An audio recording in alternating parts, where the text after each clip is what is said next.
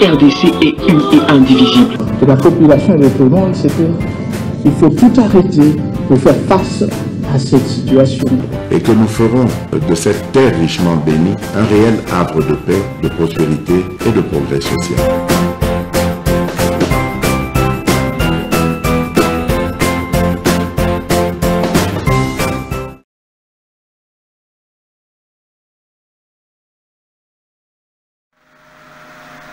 Merci de suivre MKB's officiel. Narita Bozolanda émission Oyalelo.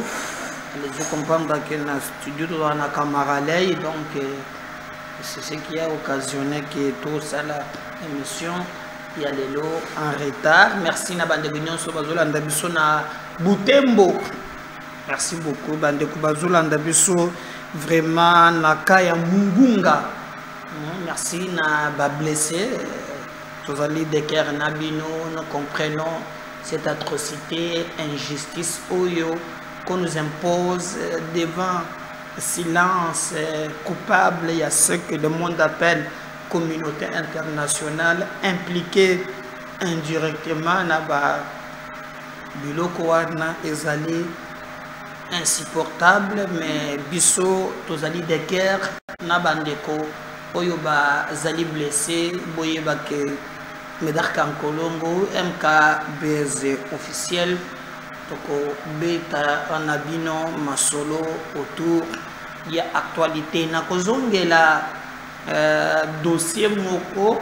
J'attends que tout finalisé na mokolo parcelle ezana général moko, je ne sais pas, c'est l'actuel directeur de cabinet ya Jean-Pierre Bemba Gombo makambo moko boyanda kuna yeba botolo soki na bandal mutokolo bele exacte ko makambo soki ya liwa na kozongela le temps que ba technicien ba biso ba travailler sur ces dossiers tokobeta li solo parce que biso masolo nde saka biso awa to solo la na abino le rimer ezali koloba Joseph Kabila asia zongi awa na Kinshasa ou bien na Congo. Est-ce vrai bamuso balobi Lubumbashi Kabila aza awa tokobeta masolo. Félix Tshisekedi alobi ke akotia une commission en place. Mosala ya commission wana ezali ya ko travailler na lolenge oyo ya bameka ko réviser constitution on a kokomisa yango souple. Alors boyoka réaction ya ba congolais na émission OS que bazali vraiment partant na likanisi wana nyonso wana ezali masolo tokobeta na émission ya mokolo ya lelo. Alors commençons yango na message oyo attaque à la bombe contre le camp des déplacés de Mungunga. Le président de l'Union africaine, Moussa Fata, qui condamne avec la plus grande énergie ce bombardement meurtrier. Donc, Moussa Fata qui, bon, souvent, il y a Azabato Kagame, Mazale, président, il y a commission, il y a Union africaine, je ne sais pas ce qui peut changer. Donc, contre cette agression barbare oyo tué République démocratique du Congo. Alors Moussa Fataki a condamné avec la plus grande énergie donc bombardement boyebiki babomaki 8 civils selon le rapport, mais batoeso bazaye belende bakufaki ezalina ba blessé et belé. Kagame a bombardé quand il y a des réfugiés, des innocents, des oyo ya bengani bango na banda kona bango, mais là souhaité amboma bango kaka pour motema na ye ekita et boyebiki ezalaki vraiment près à discorde entre nanga na batunaye nanga a lobi non ata tokoboma toboma ba militaire mais toko boma ba civilité. Alors et quand moi na sepeli saki Kagame ata mukete ba situation ça tellement tendu entre bango mais na ngambo mosusu Union africaine na canal ya président naye il a déclaré qu'azo condamné le lenge babomi ba civil ba sali likambo mokote bakoma na niveau que baboma bango a regretté mingi. Alors na ba information mosusu retenir que le cardinal Fridolin Ambongo pressenti comme le probable successeur du pape François. Est-ce que le pape a moins d'ancien comment? Je ne sais pas. Mais nous apprenons que selon l'information, Ambongo a comme pape. Alors, selon Rome, Kokoma wana, la Psagivino qui est un émissaire moko, il y a Congo, il y a Kendaki na Rome, pour na kotala likambo ni wana, pour na kolandela yango. Mais retenez aussi que pour na kokoma pape ou bien pour na kokoma mukonzi, il y a église catholique, gouvernement tope mboka, oyo moto sengele bima, sengele gouvernement a approuvé yango. Mais les tensions ezamala monté entre église catholique, bon, église c'est trop dire, mais na cardinal Nabiso Boyebi balobaki dernièrement que cardinal Ambongo na ba démarche naye azali ko soutenir Kagame. Alors ceux qui veulent soutenir Kagame wana etalisi que yemoko azali pe ko comprendre rôle ya église te discours naye oya lobi awa ezalaki penza mingi na bandeko mingi bamonike ezali ko encourager position ya Paul Kagame. Alors selon les informations balobi na Rome na couloir Fridolin Ambongo à cause de la pape. Alors bino batu boza dans le monde boye bisangai est-ce que en réalité pape ya mwindo assez a commis ce que les été si cela s'est réalisé c'est qu'à cause de la gardienne pape ya liboso ya moto mwindo likambo zali koboma batu awa ezali ba accord sali mingi mingi na ba mboka mipaya bo retenir que na Beni le chef d'état-major de FARDC de l'EPIDF évalue les opérations conjointes. Donc, vous retenez que ces opérations conjointes et salami entre chef et armée, chef d'état-major ya FARDC, na Beni, na Oyo, ya Uganda, Bakutani, on a évalué faisabilité, ya Maïwana sur terrain, baye ba opération. Ezali koleka ndenge nini alors que l'Ouganda a zali ko travailler contre le Congo. Vous vous souvenez que sur le M23 bazwaki courage ya kokota na Uganda, c'est à cause ya Uganda. Mais en entre-temps tous na ba opération moko militaire conjointe tout ça la Kanabango a sur place en République démocratique du Congo. Information Moussous Ezali, lancement des épreuves de la hors-session de l'examen d'État à Beni. Donc sur l'ensemble du territoire national, hors-session et bandi, bana ya blanc, bazali, je crois, inspecteur Nabani. Bon, moi je pensais qu'il fallait revoir quand même le système éducatif parce que chaque année, on produit ces diplômes à Gogo, à Longuinaye, mais en réalité, donc,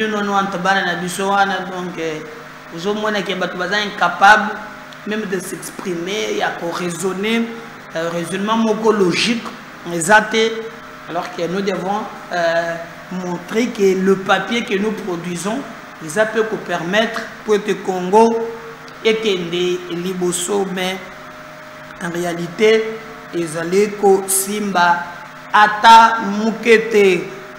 Oui, le président de la République a l'obaki et que à Kotia une commission en place.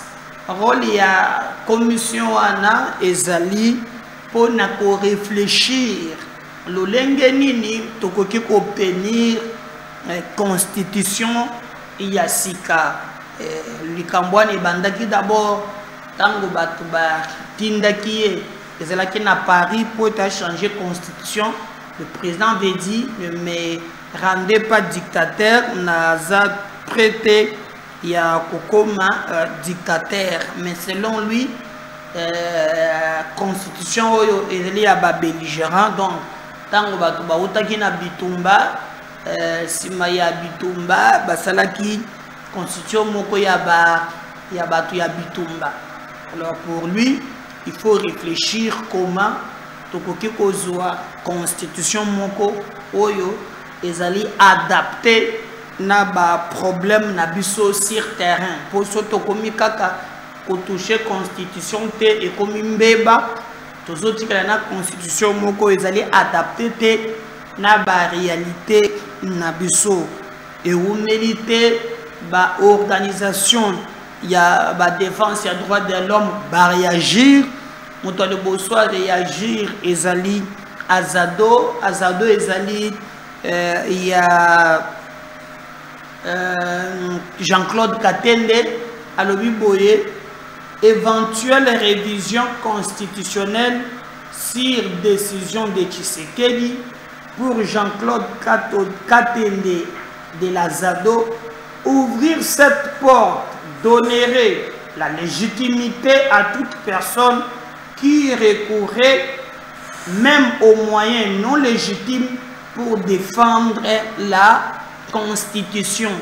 Donc, pour Jean-Claude Katende alobi, ce qui tokei na schéma wana ya ko toucher na Constitution et ko pesa batu même bazo boma makoki ya baloba ke non bango pe bazo ya pour défendre Constitution, parce que jusqu'à présent et loko ba Rwandais oyo bazali ko bundisela biso kuna na bananga baza difficulté bazoye batesuki bakolo banene. Alors Jean-Claude Katende azali président ya Azado ezali ba organisation et pas na biso awa et défendaka ba droit de l'homme. Alors moko na bango Jean-Claude Katende alobi si Tshisekedi président de la République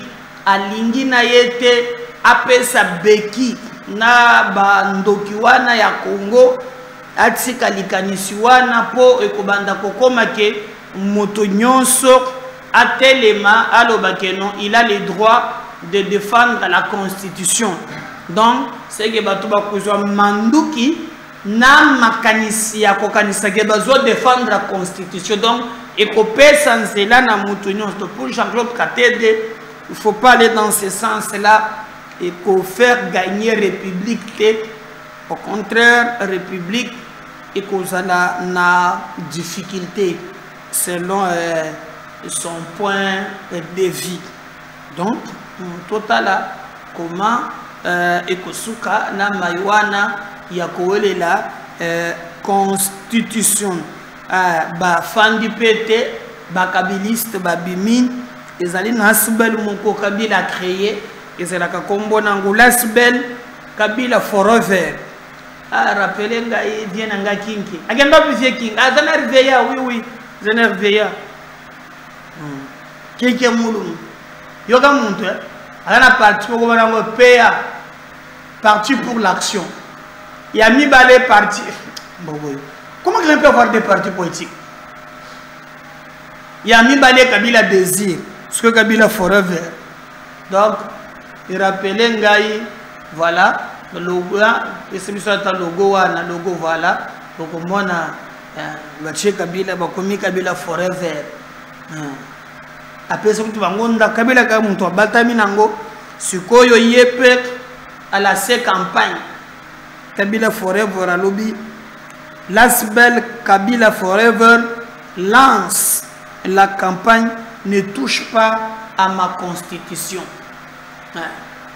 Kabila Forever, Bangoan, Balobi, ne touche pas à ma constitution. Donc, Ezakaka, Nani mon côté, même peu Kabila Forever, Bangope, Bazali vraiment, ko téléméla de Kanisi, à réviser constitution. Alors, pour la première fois, Banda, on va noter ce qu'on a en détail. Banda makambo yako bombardé mboka na biso na Rwanda eleki yambala oyo gouvernement ya République démocratique du Congo ba décider pe pona ko bombarder pe Rwanda. Balobi boy. Bombardement à Goma. Le président de la République, Félix Tshisekedi, décide pour la première fois d'attaquer le territoire rwandais. Le gouvernement congolais prépare une riposte proportionnelle à cet acte de provocation, annonce le patron de sécurité nationale, Peter Kazadi. Donc, basakani na biso mingi mais yambaloyo na conseil des ministres le gouvernement a levé l'option ya kobeta pe na Rwanda pote Rwanda bayeba quand même que non bazana monopole te ya konyokola kamboka na biso. Le président de la République a décidé pote tobeta to répliquer. Je vous ai dit que en tout cas même ba Congolais oyo bakendaki pona bakalikili ya mike babandaki kokanisa ke bakozwa mbongo bakobonga mais bazali ko se retrouver te. Alors médiation ekoti en ligne. Museveni ya Uganda abengi Kagame pote batika nanga continue kosala musala na ye ya kubomba Congolais à l'aise. Mais nanga ye azali contrepoids à lobby. Ce qui balingi baboma ya ndenge wana, il faut se concerter. Ce qu'on va dire 6 mois. L'autre ici c'est qui est l'escroc ici à Major Willy Ngoma et les autres bango lobby. Pas question quand il s'agit à Koboma, toi tu es bango mupanzi, mais bisonde tozo ba décision na biso quand il fallait tout ça là et il y a un conflit perduré, bah on a balengi baki mais simbité alors intervention ya Museveni parce qu'il n'y a pas tout intérêt il y a azalawana poete aluka lolenge akogiko sala poete ba congolais bakufa ebele. La confusion est makas na kogiko lobake même ba balinga ki ba rejoindre bango na Kinshasa ba koma kone faut pas réfléchir 2 fois. Il faut réfléchir 2 fois parce que makambo sur terrain et baluki makas échanger un mois mingi mais boyebi ke likambwango et c'est pelisa qui peut batu mingi te dès lors que notre président de la République a décidé à lobby ambaloyo à occuper na yo montote à tourner vers la Russie pour que tout ça là quand même moko ezali gagnant mais la communauté internationale ba telemeli de kanisiwana bazali ko boya yango da mutema mobimba Tshisekedi akokende pai te afanda kaka bango barmeka Kagame poete asala biso pasi na nzela ya bondoki oyo bango bazali na yango bandeko na ngai. Mais na ngambo mosusu situation elle peut se gérer très bien parce que le gouvernement travaille dans ce sens que bakoki ko répliquer ba députés nationaux oyo baza eli na Goma na Nord Kivu.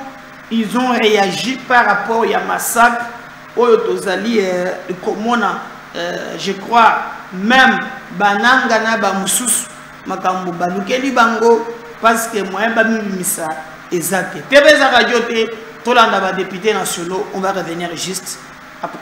Nous, députés nationaux élus du Nord Kivu, réunis en urgence à ce jour, condamnons avec la toute dernière énergie ces actes cruels et lâches qui ont visé les populations civiles non engagées dans les hostilités et présentons nos condoléances les plus attristées aux familles des victimes et à la nation congolaise en général.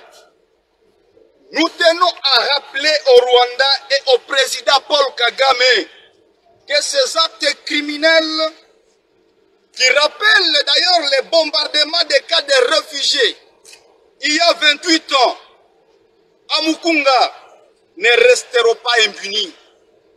Ce sont des crimes imprescriptibles. Révoltés par ces ignobles crimes répétitifs commis par cette coalition terroriste, nous recommandons urgemment ce qui suit.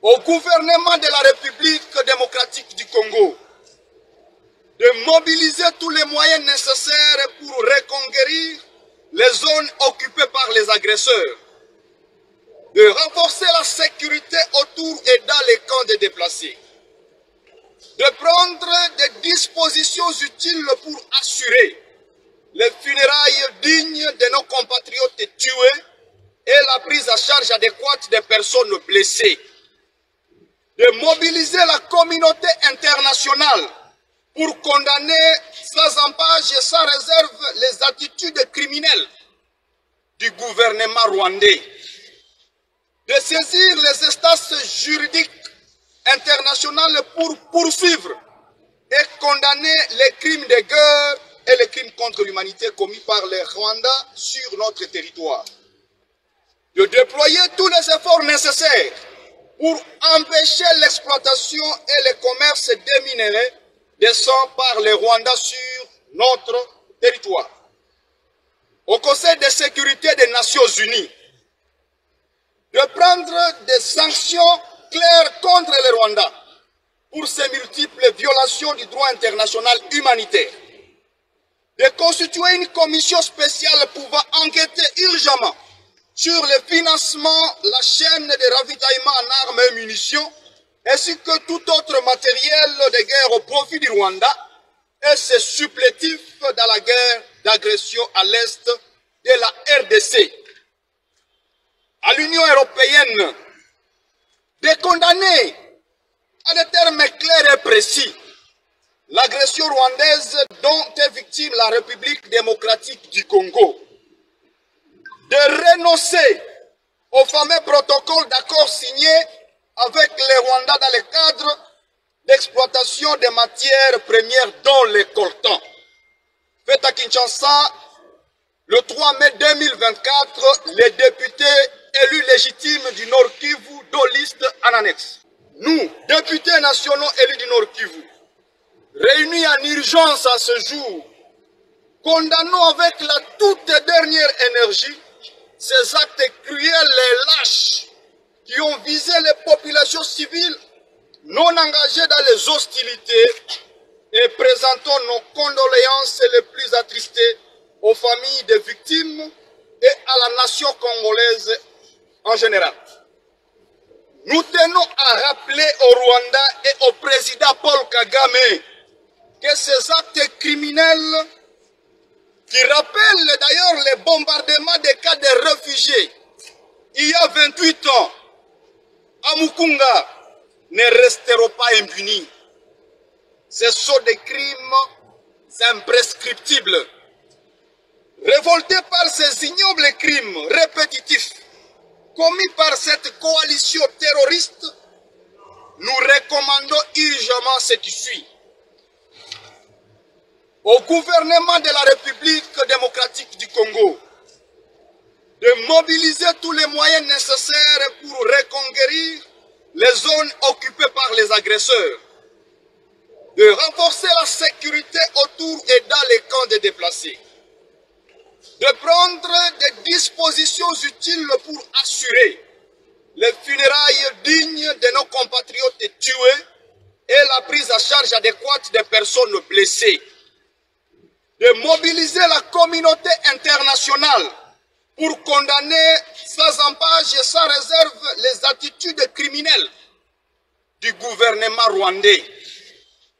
De saisir les instances juridiques internationales pour poursuivre et condamner les crimes de guerre et les crimes contre l'humanité commis par les Rwandais sur notre territoire. De déployer tous les efforts nécessaires pour empêcher l'exploitation et le commerce des minerais descendant par les Rwandais sur notre territoire. Au Conseil de sécurité des Nations Unies, de prendre des sanctions claires contre les Rwandais pour ces multiples violations du droit international humanitaire.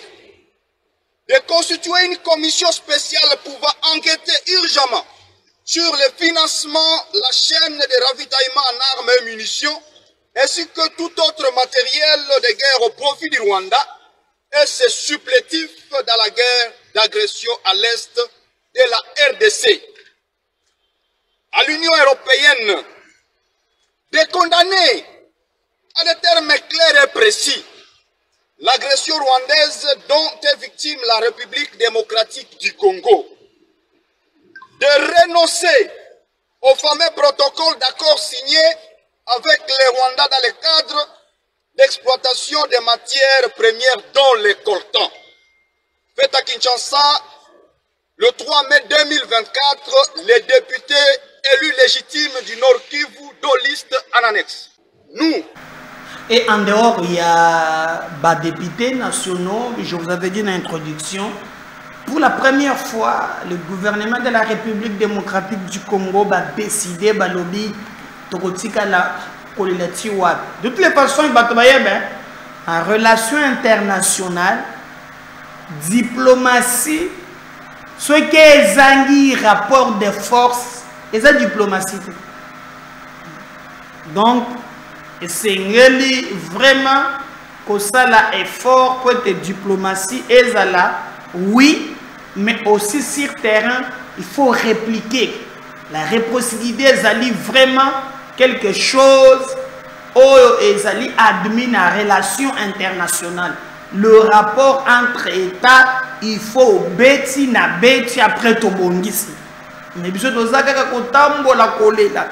c'est là où Chinarambo a réussi à mettre biso à genoux, mais le gouvernement a décidé qu'il y a un ballon toujours bétapé Kagame. Boyoka au gouvernement Balobaki. Suivi le déroulement de ces incidents malheureux qui se sont produits dans la ville de Goma aujourd'hui et plus précisément dans un camp de déplacés. Le gouvernement de la République, au cours du Conseil des ministres de ce jour, a gardé d'abord une minute de silence en mémoire des victimes qui se comptent. Entre autres, il y a des enfants qui sont tués, il y a des femmes, mais aussi des hommes. Le gouvernement de la République tient à dénoncer cette pratique des terroristes d'IM23 qui n'ont des cibles ces derniers temps que des camps de réfugiés, donc des objectifs civils qui n'ont rien à voir avec des cibles militaires. Nous, en tant que gouvernement, nous allons dans les prochains jours saisir le Conseil de sécurité des Nations Unies pour dénoncer ces faits, cette violation flagrante des droits humanitaires, parce que la guerre a des règles et que ces forces négatives dirigées par les Rwandais se mettent à tuer nos personnes civiles. Donc nous allons porter cette affaire devant les instances internationales compétentes. Mais aussi, le gouvernement de la République se prépare à une riposte proportionnelle à cet acte de provocation, énième acte de provocation du Rwanda, qui a choisi de terroriser la population civile alors que celle-ci ne veut que la paix. Nous demandons à nos populations de garder l'air calme. L'objectif ici visé par l'ennemi, c'est de démoraliser la population, la pousser à la révolte, mais nous allons bientôt faire une riposte proportionnelle à cet acte de provocation. Suivi le déroulement de ces incidents malheureux qui se sont produits dans la ville de Goma aujourd'hui et plus précisément dans un camp de déplacés. Le gouvernement de la République, au cours du Conseil des ministres de ce jour, a gardé d'abord une minute de silence en mémoire des victimes qui se comptent. Entre autres, il y a des enfants qui sont tués, il y a des femmes, mais aussi des hommes. Le gouvernement de la République tient à dénoncer cette pratique des terroristes d'IM23 qui n'ont des cibles ces derniers temps que des camps de réfugiés, donc des objectifs civils qui n'ont rien à voir avec des cibles militaires. Nous, en tant que gouvernement, nous allons dans les prochains jours saisir le Conseil de sécurité des Nations Unies pour dénoncer ces faits, cette violation flagrante des droits humanitaires, parce que la guerre a des règles et que ces forces négatives dirigées par les Rwandais se mettent à tuer nos personnes civiles. Donc nous allons porter cette affaire devant les instances internationales compétentes. Mais aussi, le gouvernement de la République se prépare à une riposte proportionnelle à cet acte de provocation, énième acte de provocation du Rwanda, qui a choisi de terroriser la population civile alors que celle-ci ne veut que la paix. Nous demandons à nos populations de garder l'air calme. L'objectif ici visé par l'ennemi, c'est de démoraliser la population, la pousser à la révolte, mais nous allons bientôt faire une riposte proportionnelle à cet acte de provocation. Suivi le déroulement de ces incidents. Wana Bolandi, vraiment, pour la première fois, le gouvernement a levé l'option d'attaquer Kigali.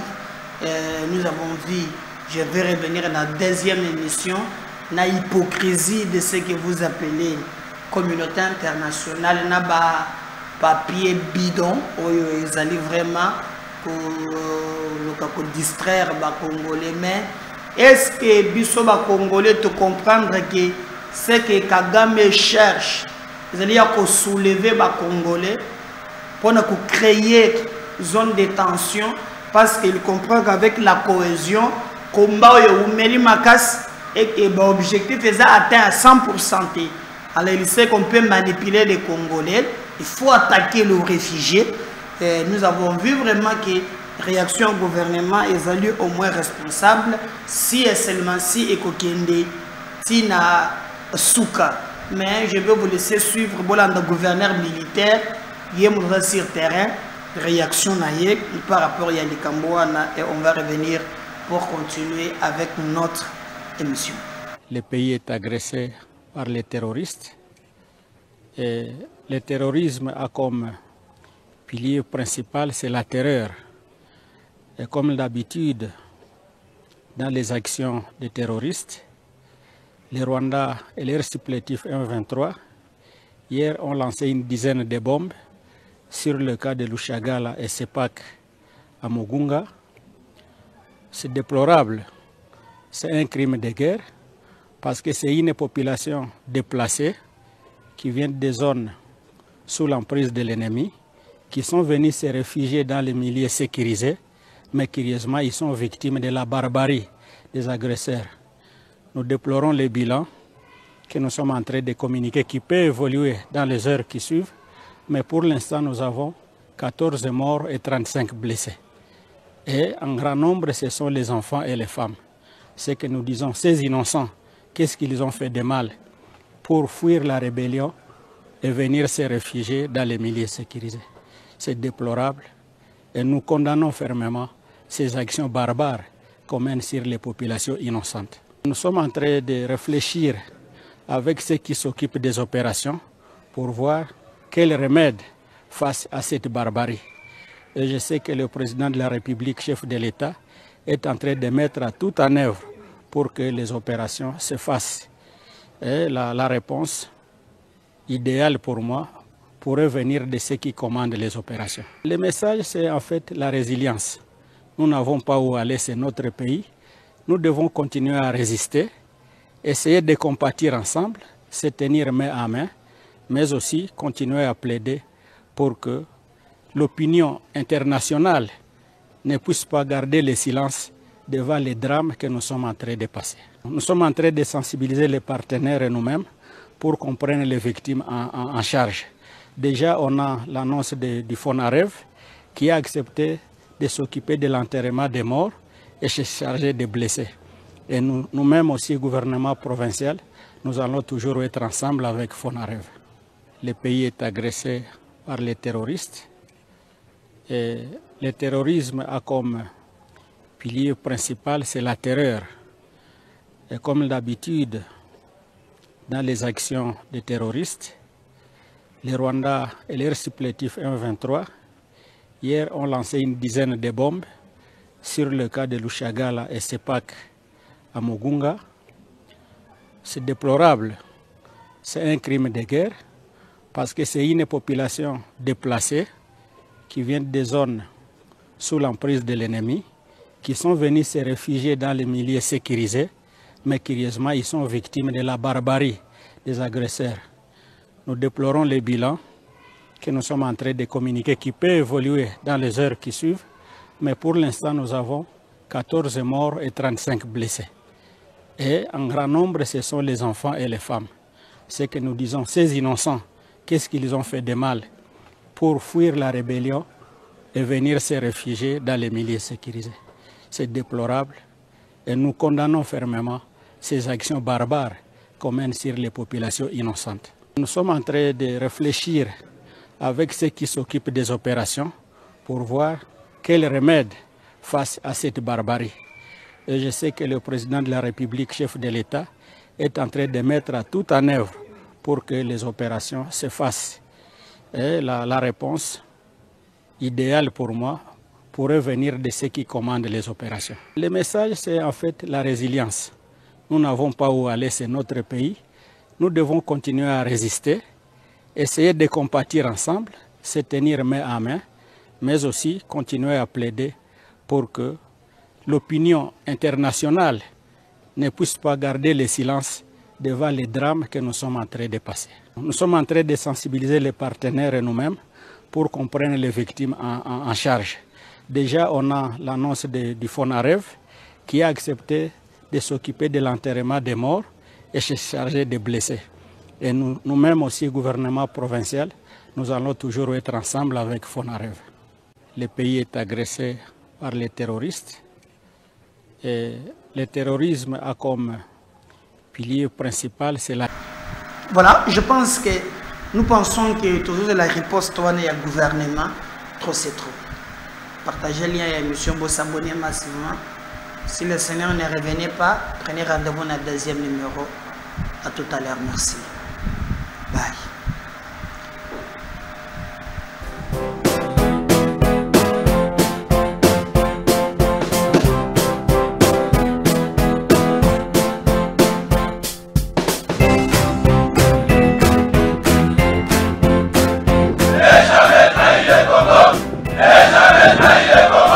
La RDC est indivisible. Et la population répondante, c'est qu'il faut tout arrêter pour faire face à cette situation. Et que nous ferons de cette terre richement bénie un réel havre de paix, de prospérité et de progrès social.